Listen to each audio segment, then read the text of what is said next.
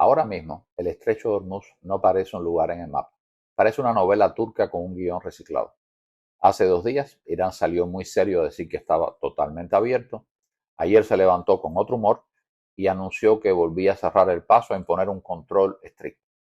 Pero atención, lo más importante de este video no es Irán, es Cuba. Hoy te voy a explicar dos teorías claras. Son dos escenarios para Cuba que se están definiendo con lo que pasa en estos días en Hormuz. O Trump intenta cerrar primero el capítulo Irán y después mira el Caribe, o sigue presionando a Irán y al mismo tiempo da el empujón final para sacar a los comunistas cubanos. Esto no es teoría para poner dentro del café, es algo que puede cambiar tu vida y la mía. Por eso, si eres cubano dentro de la isla o en el exilio, quédate hasta el final y comparte este video. Necesitamos entender qué se está moviendo para prepararnos, no para mirar desde las gradas. No es solo geopolítica, es tu familia, tu dinero, tu futuro. Dale like y suscríbete si aún no lo has hecho. Y vamos a desarmar esta historia desde el principio, porque lo que está pasando en Hormuz hoy puede marcar el tipo de oportunidad o de caos que vamos a enfrentar mañana en Cuba. En este video me voy a meter en un terreno que en otros no me dio tiempo de desarrollar. Muchos de ustedes vieron mi video Hormuz, el estrecho que puede ahogar el mundo sin disparar un tiro. Y también otro que había hecho unos días antes, Irán, Trump y La Habana, 2 semanas de tregua.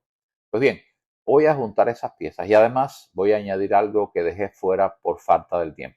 La historia de Irán, un poquitico más de esta historia. De cómo este país, que fue un imperio, luego fue humillado por potencias extranjeras y terminó en la revolución que radicalizó a toda la sociedad y nos trajo al Irán de hoy, al Irán que juega con la llave de Hormuz. Para entender por qué Irán hoy juega con esa llave y se radicaliza, hay que mirar un momento al retrovisor. Irán no es un invento reciente, es una de las naciones más antiguas del planeta, con una identidad persa muy marcada y un orgullo que viene de milenios, no de las redes sociales. Durante siglos se vieron a sí mismos como un gran pueblo, con cultura sofisticada, imperios propios y un nombre, Irán, Persia, que aparece una y otra vez en su literatura y en su historia. Cuando te crees grande, las humillaciones no se olvidan, se acumulan. Y humillaciones tuvieron de sobra. En los siglos XIX y XX, Irán fue usado como alfombra para las grandes potencias. La Rusia zarista lo invade varias veces, le arranca territorios que hoy son Georgia, Armenia, Azerbaiyán, una parte del Cáucaso. Después, con el Tratado de Turkmenchai, le quita la capacidad de fijar sus propias tarifas y se queda con privilegios económicos y coloniales sobre una corte qajar corrupta. Más tarde, llegan los británicos y otros europeos a exigir el mismo trato. Aranceles tan bajos que el mercado iraní se llena de productos extranjeros. La industria local se hunde, la balanza comercial va al piso y la élite iraní comienza a cambiar tierras que daban comida por tierras que producen cultivos de exportación. Y ahí entra otro ingrediente envenenado, el opio. En la segunda mitad del siglo XIX, el opio se convierte en la principal fuente de exportación iraní, el principal cultivo. Se deja de sembrar parte de lo que alimentaba a la población para sembrar lo que da divisa. ¿Suena familiar eso? ¿Para nosotros? Bien. Poco después llega la gran hambruna del 1870 al 72. Muere entre 15 y 25% de la población. Los detalles los discuten los historiadores.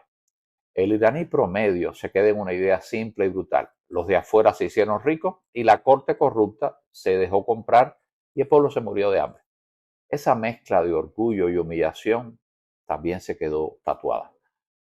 Todo eso va dejando una marca profunda, un nacionalismo herido y un resentimiento hacia el extranjero que se acumula como la gasolina. Cuando entramos en el siglo XX y aparece el Shah, está cada vez más identificado con Estados Unidos y Gran Bretaña, muchos iraníes sienten que es la misma película con nuevos actores. Un gobernante que habla de modernización, de progreso, de Occidente, pero que en el fondo responde a Londres y a Washington. La revolución islámica del 79 aprovecha exactamente ese sentimiento. El mensaje que vendieron fue: basta de humillación, basta de ser colonia, vamos a recuperar la dignidad que tuvimos como Persia, el gran imperio. El problema es que esa promesa legítima se la apropia una élite religiosa y militar que convierte la venganza histórica en un proyecto totalitario. Del resentimiento contra imperios extranjeros Se pasa a un régimen que mezcla nacionalismo radical con fanatismo religioso. Se cambió la injerencia por el control absoluto interno, de los obligatorios, policía moral, la guardia revolucionaria, la exportación de la revolución, milicias en media región y ahora el uso del estrecho de Hormuz como un arma geopolítica. La sociedad pasó de una modernización incompleta y tutelada desde afuera a una radicalización que controla la vida cotidiana en nombre de la resistencia. Irán nos enseña que un país puede ser víctima de imperios y al mismo tiempo verdugo de su propia gente. La tragedia empieza cuando la herida se convierte en una excusa para construir una cárcel. Y eso es precisamente lo que le ha pasado a Irán. Con todo este contexto volvemos al presente. Hormuz, Trump y el toma y daca actual. Ahora mismo, el estrecho de Hormuz no parece un punto azul en Google Maps. Parece la temporada nueva de la misma novela. Ayer Irán salió muy serio a decir que estaba totalmente abierto y hoy se levanta y anuncia que vuelve a cerrar el paso y a imponer un control estricto. En el medio, Trump se cuelga la medalla cuando se abre, lo vende como un triunfo de su presión, pero al mismo tiempo mantiene bloqueo a los puertos iraníes y deja claro que la tregua tiene fecha de expiración. Si no hay acuerdo, se acaba el alto fuego y vuelven las bombas. Eso no es paz, eso es un semáforo loco. Un día en verde, al siguiente en rojo y el mundo virando la gasolinera para ver el parte meteorológico en temporada de ciclones.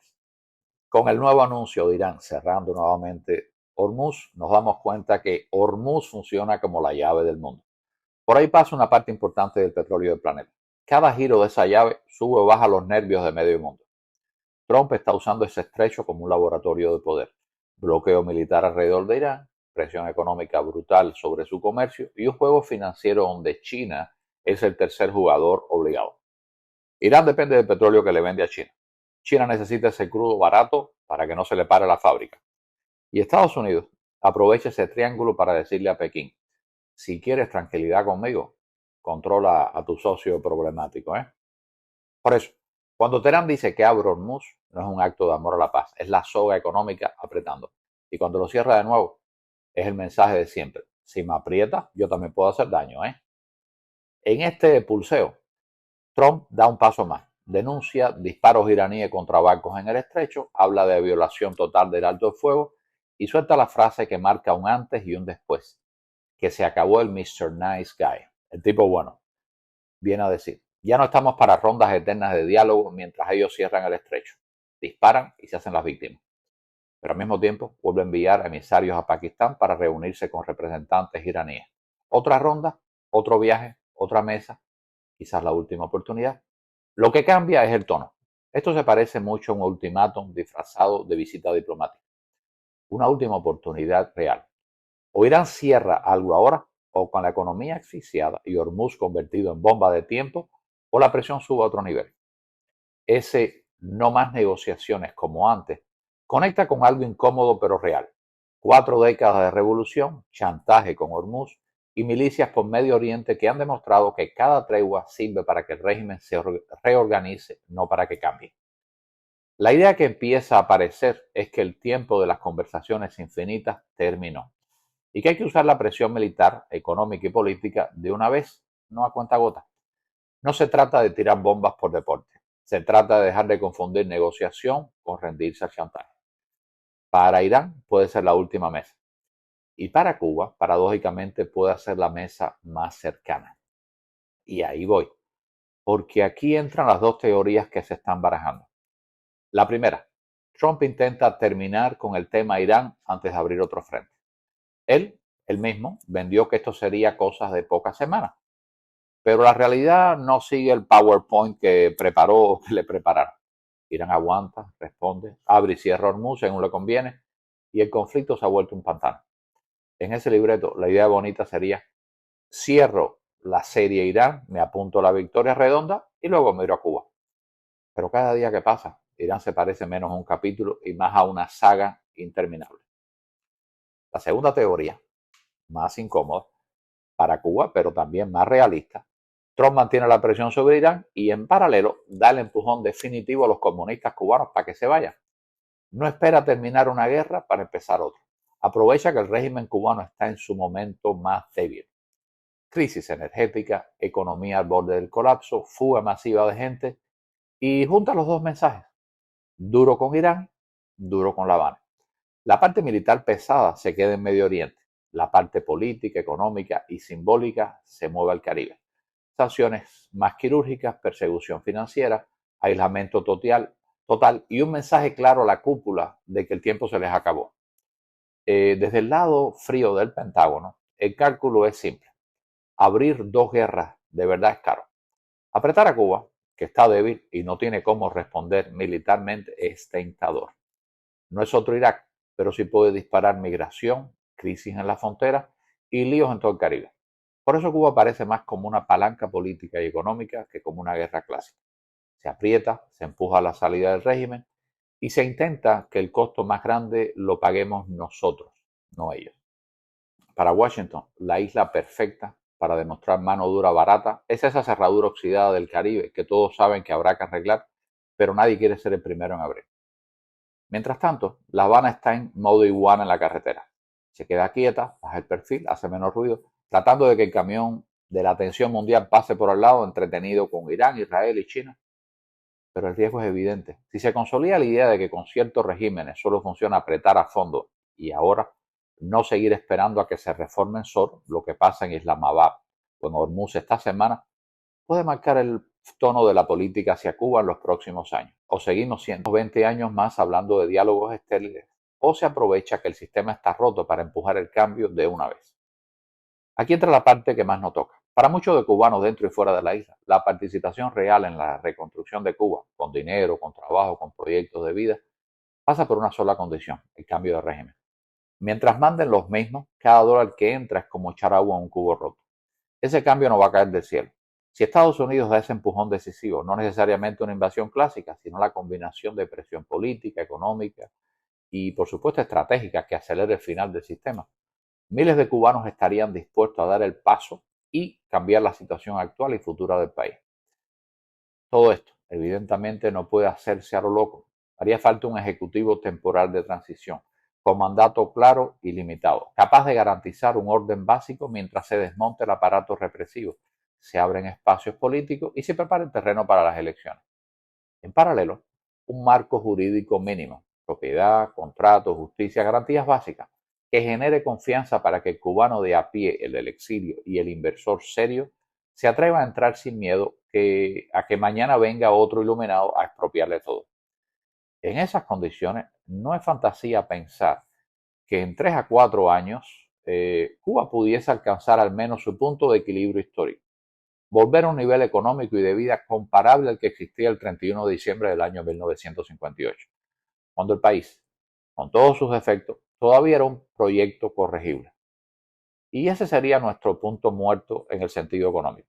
Dejar de perder, dejar de hundirnos, regresar a una base desde la cual, por primera vez en mucho tiempo, el problema ya no sería sobrevivir al régimen, sino decidir qué país queremos construir sobre nuestras propias cuentas.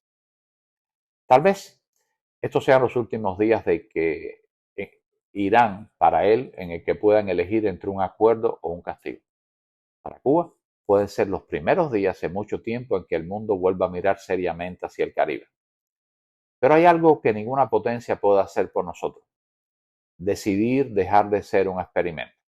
Si llega el empujón desde afuera y nosotros otra vez nos cruzamos de brazos, la culpa ya no será solo del régimen. Nuestro objetivo no es volver a 1958 para vivir de nostalgia. Es llegar a ese punto de equilibrio donde dejamos de perder y empezamos por fin a escribir el país que nunca nos dejaron construir. Y esa parte, te guste Trump o no, ya no depende de Washington. Depende de ti, de mí y de cuántos cubanos estén dispuestos a entrar en la casa cuando la puerta se abre. ¿Estás listo? Si crees que los cubanos tenemos que llegar despiertos a ese momento, no dormidos, comparte este video con al menos un cubano que todavía piensa que aquí nunca pasa nada. Y déjame en los comentarios con toda honestidad, ¿qué papel estarías dispuesto a jugar tú en ese día después? Porque criticar al régimen es el primer paso. El segundo, el que de verdad nos va a definir, es decidir qué vamos a hacer cuando por fin se abra la puerta del experimento y tengamos que convertirlo en país.